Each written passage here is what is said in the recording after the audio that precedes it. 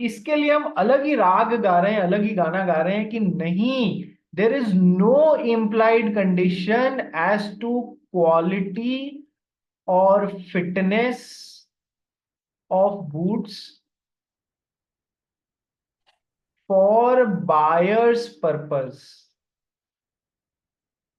मतलब सेलर को इस बात से कतई लेना देना नहीं है कि जो भी वो गुड्स बायर को दे रहा है वो बायर के पर्पस के लिए फिट है या नहीं, ये देखना सेलर का काम नहीं है। There is no implied condition as to quality और fitness of goods for the buyer's purpose. Buyer को खुद को ध्यान रखना है कि जो भी गुड्स वो खरीद रहा है वो उसके खुद के पर्पस के लिए, जिस भी गुड पर्पस के लिए खरीद रहा है वो फिट है या नहीं। ये चीज मैंने आपको ऑलरेडी पढ़ाई भी है। इसके लिए एक डॉक्ट्रिन बताई है। उस डॉक्ट्रिन को जो जो नाम याद आ रहा है वो हाथ खड़ा करें।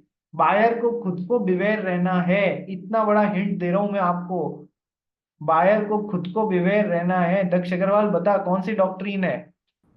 Sir doctrine of caveat emptor. Very good, doctrine of caveat एम्पटर।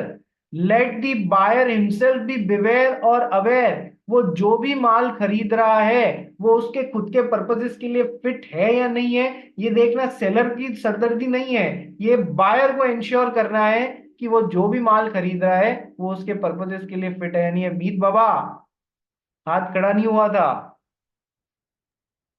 Sir answer मालूम था बट वो पहले उसने हाथ हैंड रेस कर दिया था। हाँ, तू हाथ की रेंज में होता ना आज एक टपली मारता तेरे को। ठीक है, खुद ही मार लेना बाद में, क्लास के बाद में। ठीक है चलो, आ जाओ नेक्स्ट।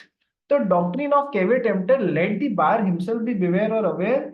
वो जो भी चीज खरीद रहा है उसके पर्पस के लिए फिट है या नहीं। मान लो बायर क्लॉथ खरीदने गया है किसी क्लॉथ मर्चेंट से। ठीक है, बायर का पर्पस क्या है कि सर कैप्स बनाना, टोपियां बनाना। ठीक है, अब टोपियों के लिए तुम रेगुलर कपड़ा थोड़ी काम लोगे, उसके लिए कैनवस टाइप कपड़ा काम लेना होता है, ये जो थोड़ा सा थिक होता है जिससे टोपी बनाई जा सके।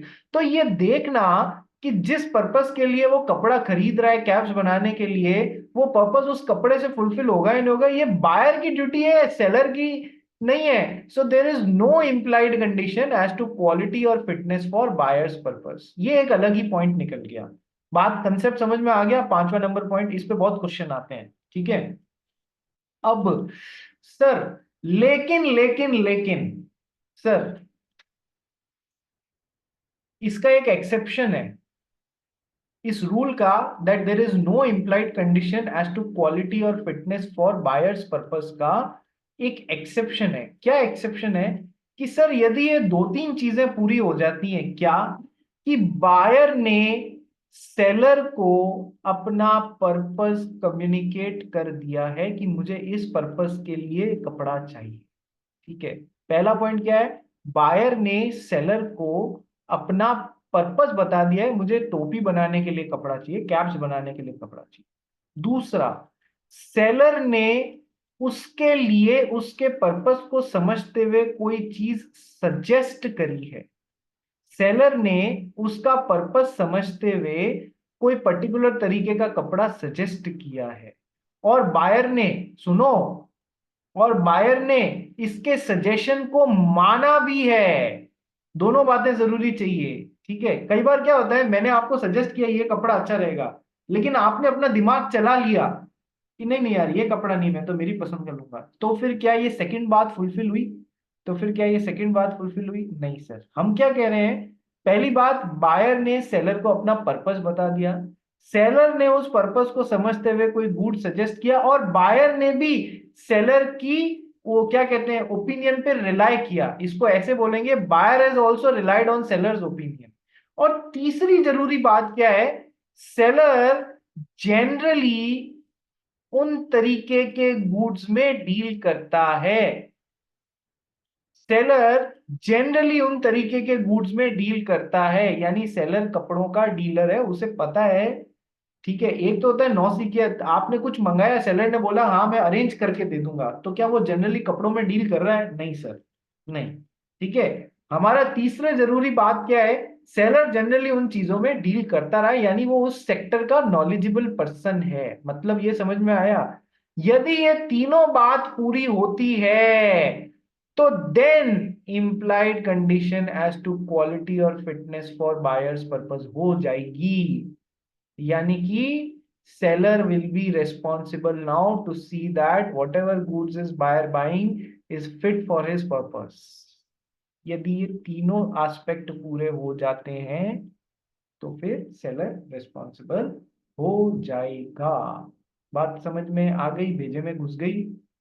इस इतने क्रिस्प तरीके से ही याद करना है इसको, इतने क्रिस्प तरीके से।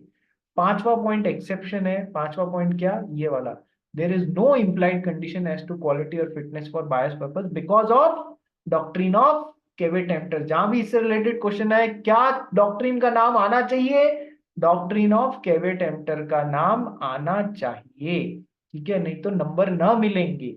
ठीक है, कि बायर खुद रेस्पॉन्सिबल है, वो जो चीज खरीद रहा है उसकी क्वालिटी और फिटनेस उसके पर्पस के लिए सही है या नहीं, ये देखना बायर का खुद का काम है, सेलर रेस्पॉन्सिबल नहीं है। लेकिन एक्सेप्शन, सर बायर ने सेलर को अपना पर्पस बता दिया, कम्युनिकेट कर दिया, सेलर ने उस पर्पस के हिसाब से उसको कोई माल सजेस्ट किया और बायर ने उस ओपिनियन पे रिलाय भी कर लिया, सेलर की ओपिनियन पे रिलाय भी कर लिया, सजेशन पे रिलाय भी कर लिया और वो माल परचेस किया। और तीसरा, सेलर जनरली उन चीजों में डील करता रहता है, तो फिर अब सर ये पॉइंट लागू हो जाएगा, अब सेलर रेस्पॉन्सिबल हो जाएगा।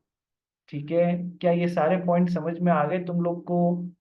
1 to 7 इम्प्लाइड कंडीशंस के याद रखने, एग्जाम का क्वेश्चन है। ठीक है, ये तो हुई एक बात। तो इसको पढ़ना अपन चालू करेंगे कल।